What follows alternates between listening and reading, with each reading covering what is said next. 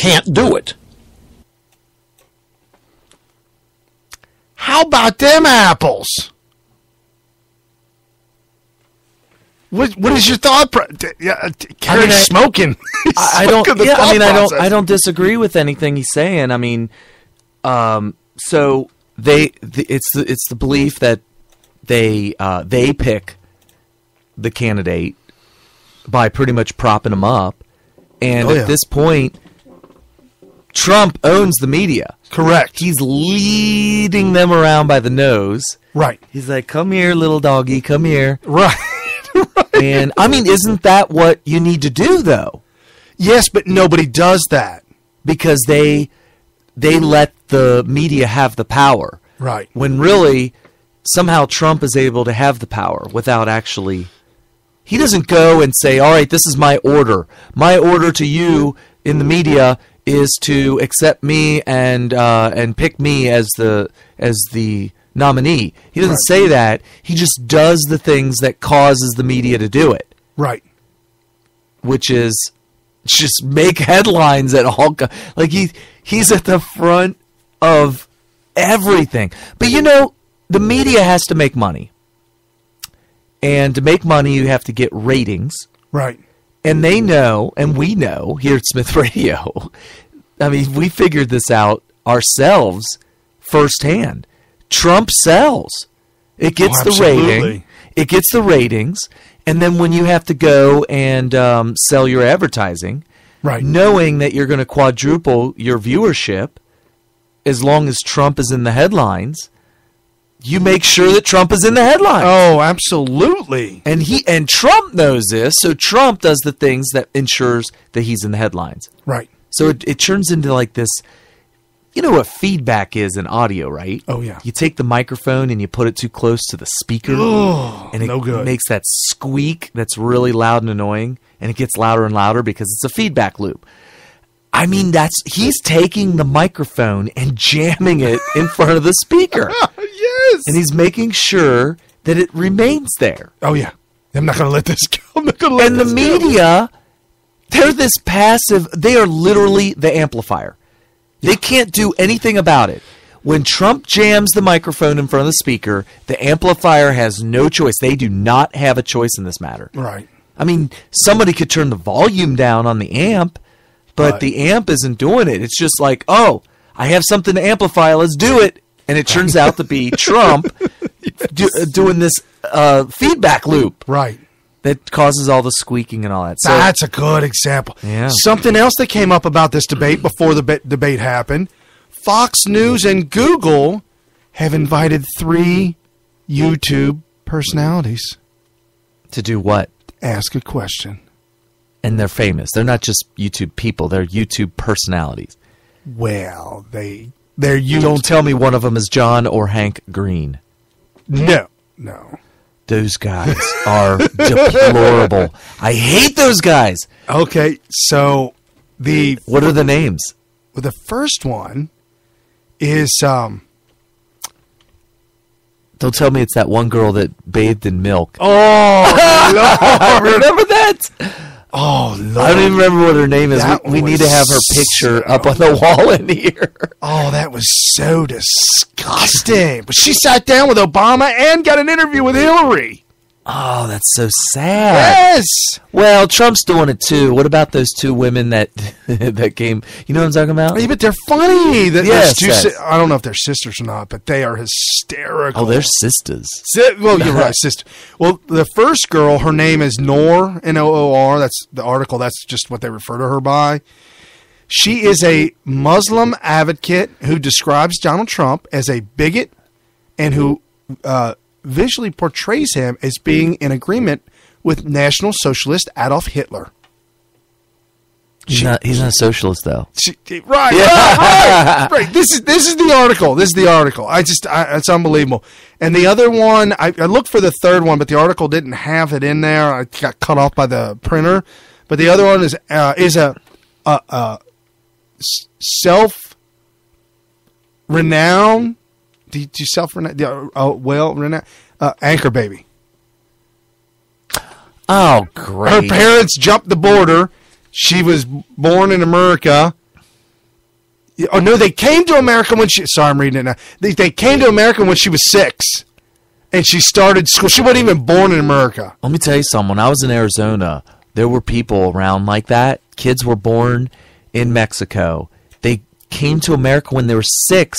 They sent them to first grade or kindergarten. No, they're in the school. They don't know a single syllable of English. Right. And what do? They just kind of they're like mutes.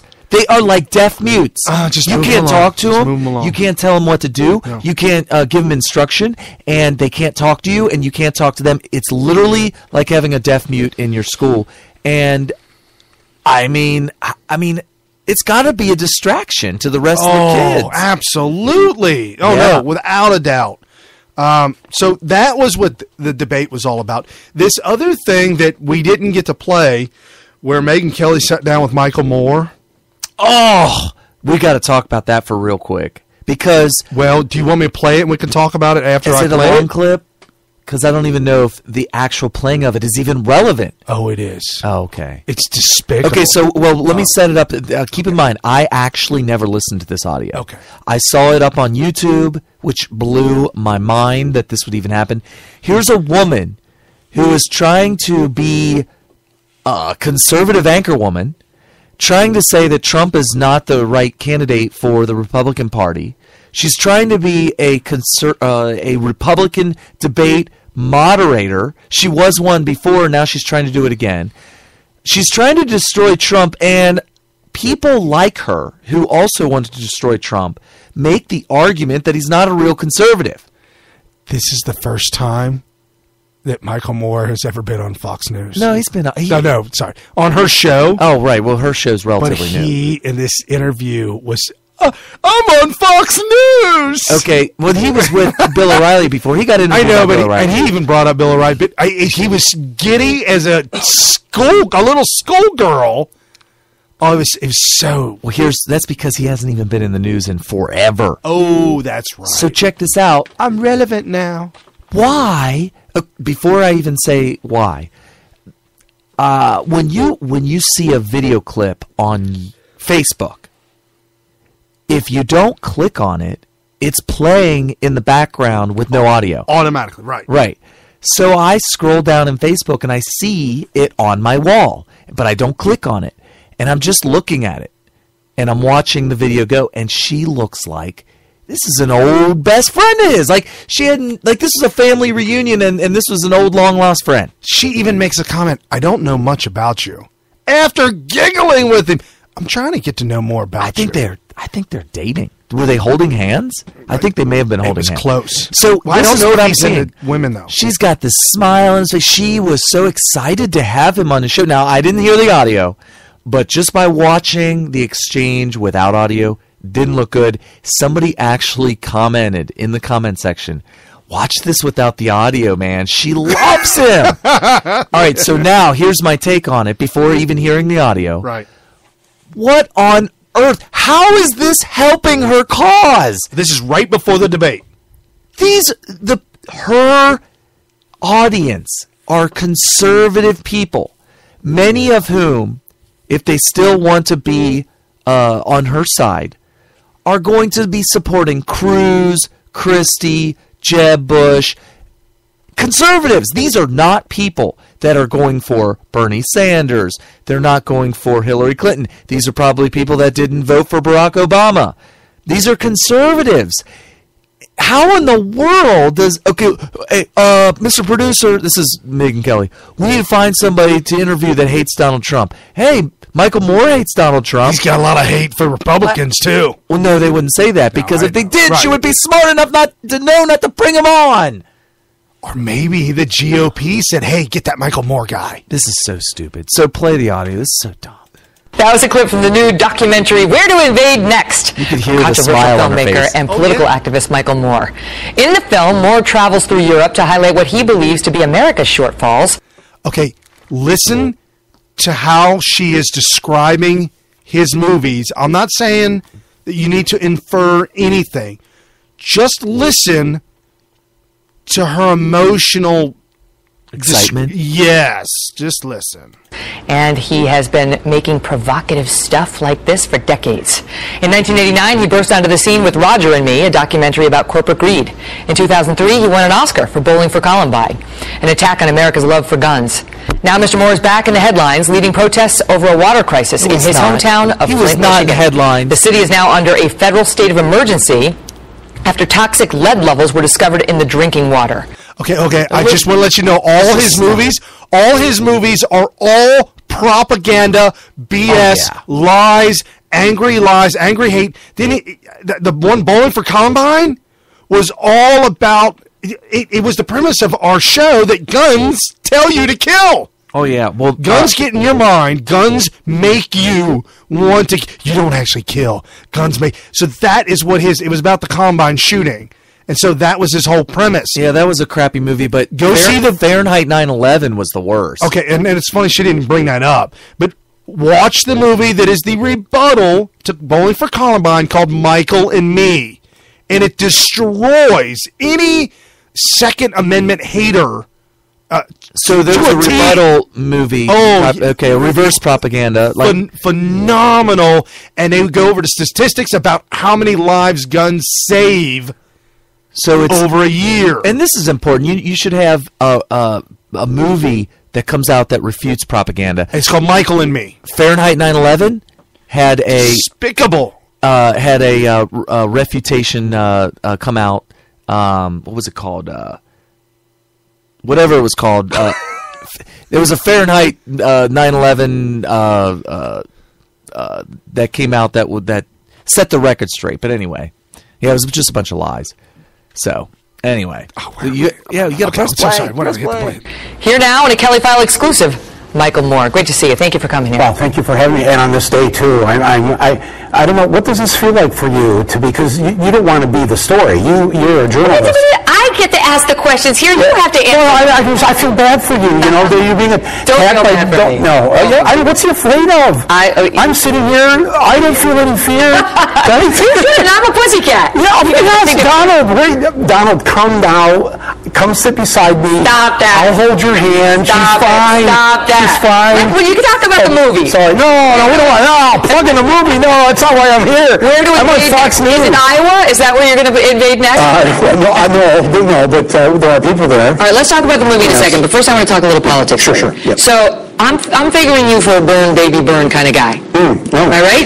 Well, I think I endorsed him in his very first congressional race. I went up to Burlington and did a rally for him. Were you like two?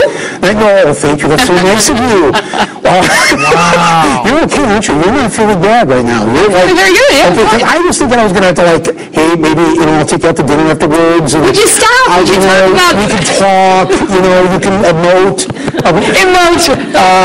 Get it out. You know what I'm trying to do for you. That's just what I'm saying. You just didn't deserve to be treated this way. And fine. Okay, but in all seriousness, let me say this partly to answer your question and not to answer it.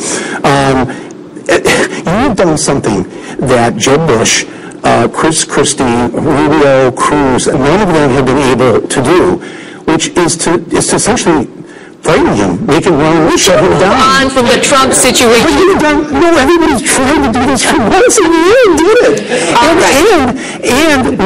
Okay, I'm sorry. This is why O'Reilly never had him back. No, he didn't have me back because I won the debate, but that's okay. Bill, anytime, I'm here. Okay, now here's the end of that. There's 1 minute left, and this is the end. I skipped all that stuff out of the middle. And this is the very end, which I think is very important as well. It goes along with it. All right, we got to go. Thank you. And before I leave, I just want to say again, Roger Ailes, Rupert Murdoch, it's to get elected president in this country, you have to come on this network. You have to play ball with this network. Donald Trump today said, I'm not playing ball with this network. That's a historic moment. And it's going to be interesting to see, where the real power is. Trump thinks he doesn't need Fox News. I think Fox News probably has something else to say about that. And it'll be interesting to see where do the powers that be go with this? I mean, again, you've made this happen. You've caused a crisis upstairs here. I have not caused any crisis. I asked a question. I gotta go. That's it. It's over. You asked a great question, by the way. The war on women. Now you're really ruining my rep. I gotta get out of here. God bless you, Megan Kelly. You just verified. Don't forget. Nice to meet you. Love you. Thanks for being here. He just Governor Chris. he just verified what the big problem with